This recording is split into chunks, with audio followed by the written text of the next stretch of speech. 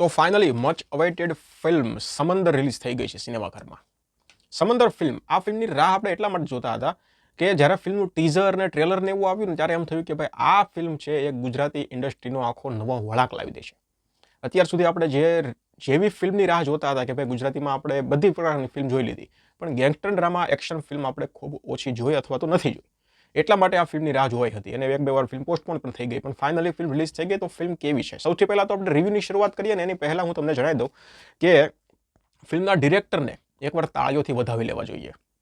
ડિરેક્ટરની ખુરશી છે ને એ સંભાળી છે વિશાલ વડાવાલાએ. વિશાલ વડાવાલાએ આની પહેલાં એક દેશી તળપદી ભાષામાં લવ સ્ટોરી બનાવેલી સૈયર મોરીરે. ફિલ્મ જોકે પ્રમોશન નહોતું એટલે એના કારણે કંઈ પબ્લિકને લગભગ ખબર હતી નહોતી, પણ પછી જે લોકોએ ફિલ્મ જોઈ ને એ લોકોને ફિલ્મ ખૂબ ગમી.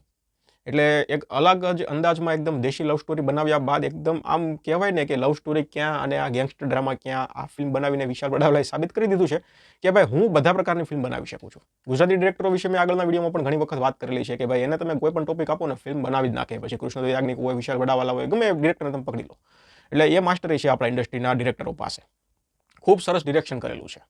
હવે 2 કલાક અને 54 મિનિટની ફિલ્મ છે. તો ફિલ્મ કેવી છે તમને સ્ટોરી ટ્રેલરમાં જેટલી કીધી હતી ને એટલી જ હું તમને કહીશ. 2 મિત્રો છે, ઉદય અને સલમાન. હવે એ બંને આમ સમુદ્ર પર રાજ કરવા માંગે છે. તો આ સ્ટોરીમાં પછી ધર્મ, પછી રાજકારણ, દુશ્મની, દોસ્તી, આ બધું જ મસાલો આવે છે. હવે કઈ રીતે, ક્યારે, કોણ, શું આવે છે, અંતે શું થશે આ બંનેનું, એ બધું જોવા માટે તમારે ફિલ્મ જોવી પડશે. તમારા સિનેમાઘરમાં, નજીકના સિનેમાઘરમાં રિલીઝ થઈ ગઈ છે. 3 કલાક આજુબાજુની ફિલ્મ છે. હવે સૌથી મોટો પ્લસ પોઈન્ટ અને ટોટલ રેટિંગમાંનો એક રેટિંગ પરફોર્મન્સ લઈ જશે. જેટલા પણ કલાકારો છે, લીડ એક્ટર કહો કે પછી સાઇડ કલાકારો કહો, જેનો નાનો રોલ છે, જે મુખ્ય અભિનેતા છે, બધા કલાકારો એક્ટિંગ જોરદાર કરી છે. સૌથી પહેલાં આપણે મયુર ચૌહાણથી વાત શરૂ કરીએ તો ઉદયના કેરેક્ટરમાં એકદમ પરફેક્ટ બેસે છે. સંપૂર્ણ ન્યાય આપેલો છે, સંપૂર્ણ. એ ડાયલોગ ડિલિવરી તમે એની જોવો, એકદમ દેશી અંદાજમાં ડાયલોગ લખાયેલા જોરદાર છે. એકવાર ડાયલોગ જે લખેલા છે એ ભાઈને પણ આપણે એકવાર તાળીઓથી વધાવી લઈએ. ડાયલોગ લખેલા જોરદાર છે, ખૂબ સરસ ડાયલોગ લખેલા છે. હવે એ ડાયલોગ લખાઈ ગયા પછી એની ડિલિવરી એકદમ દેશી અને તળપદી ભાષામાં કરવી ને એ પાછું કંઈ નાના ખેલ નથી. એટલે એ મયુર ચૌહાણે અને જગજીતસિંહે, એટલે આ વસ્તુ બંને હીરોએ કરેલી છે. મયુર ચૌહાણે અને જગજીતસિંહ બંનેએ કરેલી છે. એકદમ દેશી તળપદી ભાષામાં ડાયલોગ ડિલિવરી ખૂબ સરસ છે.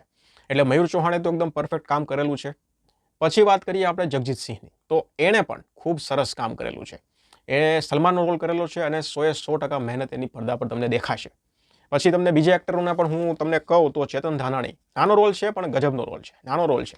ચેતન ધાનાણી એક ફિલ્મ રિવ્યુ મેં તમને કીધું હતું, ચેતન ધાનાણી છે ને એ તમને મુખ્ય અભિનેતા હીરો કરતાં તમને થોડા વિલન અવતારમાં જોવા થોડા વધારે ગમશે.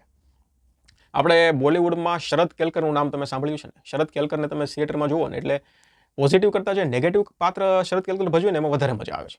તો એવું જ ચેતન ધાનાણી સાથે છે, મને એવું લાગે છે. કારણ કે ચેતન ધાનાણી એક તો અવાજ જોરદાર છે, ભારે ભરખમ અવાજ છે, અને એમાં પણ તમે નેગેટિવ પાત્ર આપો ને એટલે ચેતન ધાનાણી જામી જાય છે. આમાં નાનો એવો રોલ છે પણ ગજબ કામ કરેલું છે. પછી હું તમને કહું ધર્મેન્દ્ર ગોહિલ, ધર્મેન્દ્ર ગોહિલનો લુક પણ જબરજસ્ત છે અને એનું કામ પણ જોરદાર છે.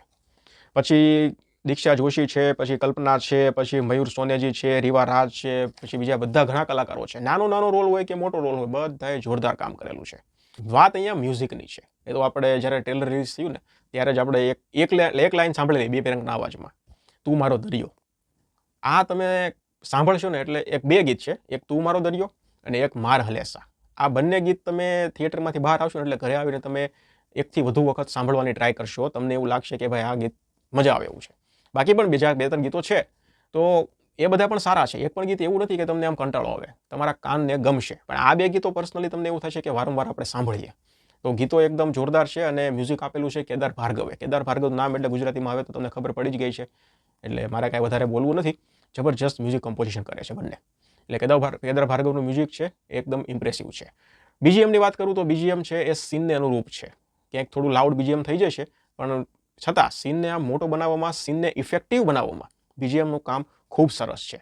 પ્રોડક્શન વેલ્યુ ફિલ્મની ખૂબ સારી છે. મોટા સ્કેલ પર ફિલ્મ બની છે. VFX, CGI, production quality, location, આ બધું છે ને ક્યાંય કચાશ નથી. મોટા સ્કેલ પર ફિલ્મ બની છે. ફિલ્મને તમે મ્યુટ કરીને જુઓ એટલે તમને એવું લાગે કે આ ફિલ્મ હિન્દી અથવા સાઉથ હશે, પણ અવાજમાં જુઓ ત્યારે ખબર પડે કે ભાઈ આ ગુજરાતી ફિલ્મ છે. તમે ફિલ્મ જોશો ને એટલે તમને એમ થઈ જશે કે ભાઈ ગુજરાતી ઇન્ડસ્ટ્રી ક્યાં પહોંચી ગઈ આપણે. તમે આમ જુઓ દેશ રે જો દાદા પરદેશ જોયા, એમાં તમે ફિલ્મના લોકેશન જુઓ અને એ જુઓ એ વખતનું ને અત્યારે તમે જુઓ તો ટક્કર મારે છે બોલિવૂડ અને સાઉથને આપણે ગુજરાતી ઇન્ડસ્ટ્રી. દિવસે ને દિવસે પ્રોડક્શન વેલ્યુ ફિલ્મની વધતી જાય છે. જે સ્કેલ છે ફિલ્મનો એ આખો મોટો થતો જાય છે. એટલે આ ફિલ્મ ખરેખર ખૂબ વખાણવા લાયક. હું તમને એમ નથી કહેતો ફિલ્મ ગ્રેટ છે એકદમ ને જોરદાર છે, પણ વખાણવા લાયક તો ખરી છે. જે વસ્તુને આપણે ઘણા સમયથી રાહ જોઈ રહ્યા હતા કે ભાઈ અમારા ગુજરાતી ઇન્ડસ્ટ્રીમાં આવી ફિલ્મ નથી બનતી, તો એ સમય આ છે. આ ફિલ્મ બની ગઈ છે. હા, માઇનસ પોઈન્ટ પણ ઘણા જ છે, પણ જે રાહ જોતા હતા ને એ સમય આવી ગયો છે. હવે કેવી રીતે સપોર્ટ કરવો, કેટલો સપોર્ટ કરવો, એ બધું ઓડિયન્સ પર છે. તો ઇન શોર્ટ તમને કહું, ગુજરાતી ઇન્ડસ્ટ્રીમાં ગેંગસ્ટર ડ્રામા લગભગ તમે નહીં જોયો હોય અથવા જોયો છે તો વધારે પડતો નહીં જોયો હોય. તો ગેંગસ્ટર ડ્રામા તમને પસંદ હોય તો આ ફિલ્મ ડેફિનેટલી જોવાય એવી છે.